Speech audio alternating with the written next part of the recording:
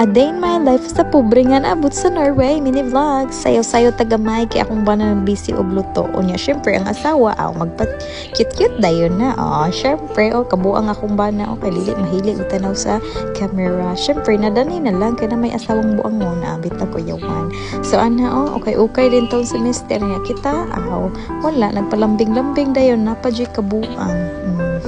Ano na siya, tara kung ba na, pagkalami, gano'n yung luto, basta mag-diet lagi, anak, gano'n ihang diet, keto diet, so, naangin na puntaan ni, kay, para wadi na ako magluto, charot, so, siya na nagluto, syempre, aesthetic, tanawa na ninyo, pagka ninduta, best ako ang background, no, nindut kay pamati, niya, charan, muna ang pagkaon, fiski supa, mereker, tomorrow today.